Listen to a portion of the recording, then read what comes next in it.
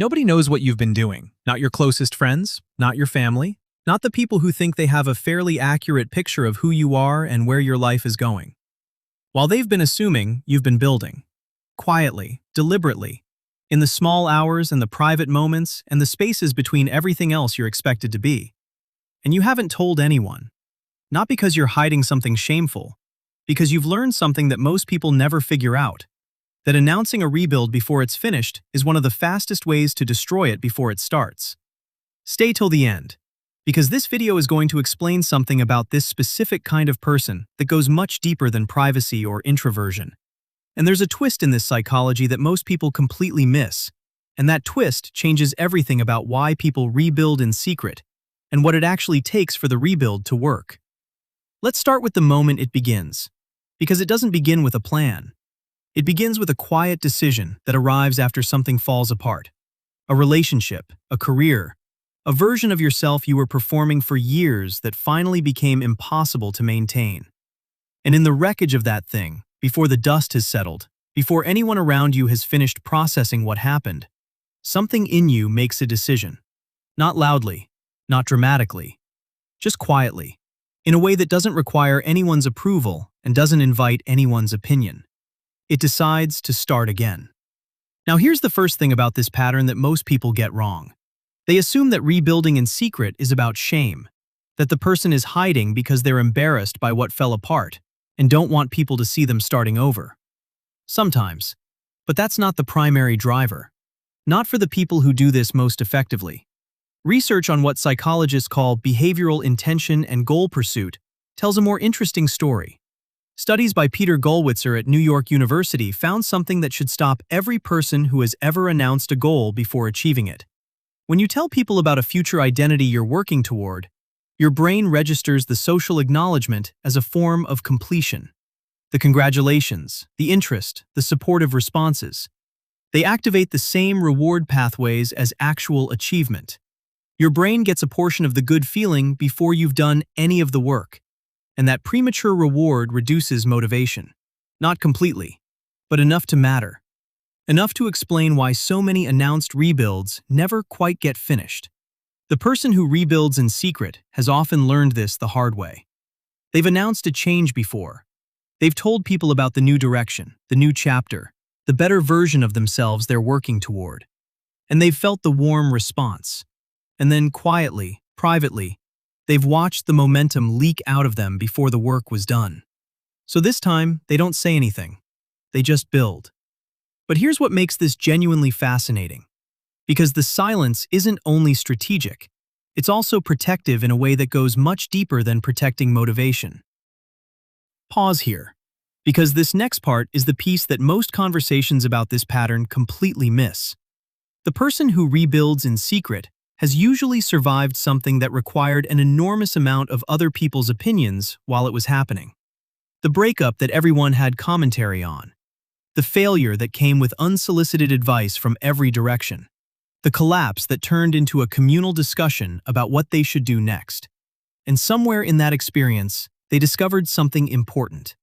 That other people's involvement in your process, even when it comes from love, even when it's completely well-intentioned, changes the process. It introduces noise into a signal that needs to be heard clearly. It creates obligation and expectation in something that requires freedom to find its own shape. The rebuild happens in secret, not just to protect the motivation. It happens in secret to protect the architecture.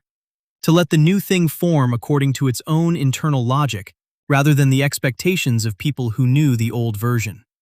This is psychologically distinct from hiding. Hiding is about shame. Rebuilding in secret is about sovereignty, about owning the process so completely that the result, when it finally becomes visible, is entirely and unmistakably yours. Now let's talk about what this actually looks like in a life.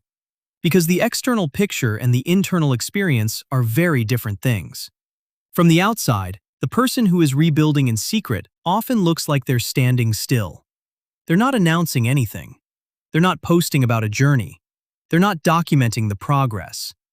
They're just living what appears to be their ordinary life. But underneath that ordinary life, something is moving. A course being taken at 10 p.m. after everyone else has gone to sleep. A document being worked on in the early morning before the day has demands. A decision being made slowly and carefully about the direction of something that won't be visible for months. The person who rebuilds this way often describes it as having two lives running simultaneously. The visible life, which looks approximately the same as it did before, and the private life, where the actual trajectory is being decided and built and tested without an audience. And that private life requires something specific to sustain it. Because the absence of external validation is not neutral. It has a weight. And that weight, over weeks and months of working on something nobody can see, can become genuinely heavy. Here's what research on intrinsic motivation from Deci and Richard Ryan shows about why some people can sustain this and others can't. People who rebuild in secret successfully are almost always people who have developed what psychologists call an internal locus of evaluation. Their sense of whether something is going well doesn't primarily come from other people's responses. It comes from an internal standard that they apply themselves. They know when the work is good because they can feel when the work is good. They know the direction is right because the direction feels right in a way that doesn't require external confirmation. This is not arrogance. It's a specific kind of self-trust that was almost certainly built through experience. Through previous rebuilds, or previous moments of having to rely on their own judgment when external support wasn't available, or through the specific painful education of having followed other people's opinions about their life and discovering that those opinions were wrong. The internal locus of evaluation isn't born, it's built. And often, it's built in the same collapse that made the rebuild necessary in the first place.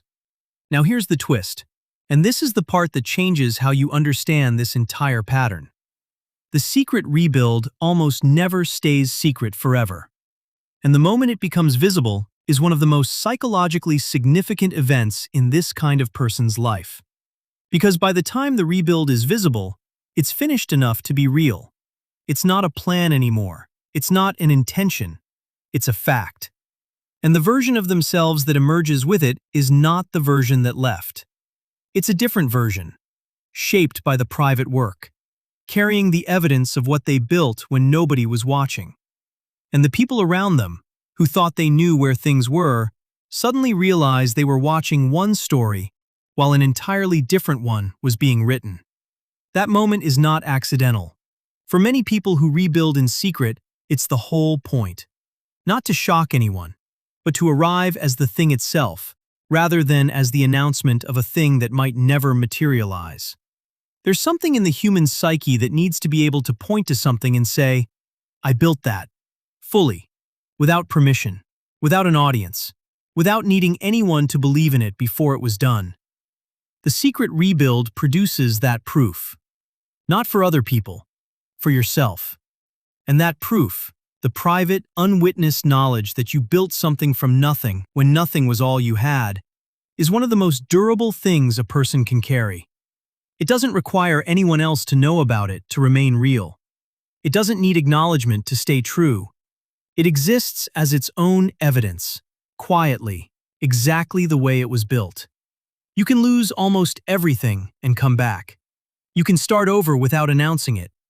You can be further along than anyone around you realizes, working in the direction of something that exists only in your decisions and your early mornings and the hours you spent when the rest of the world was asleep.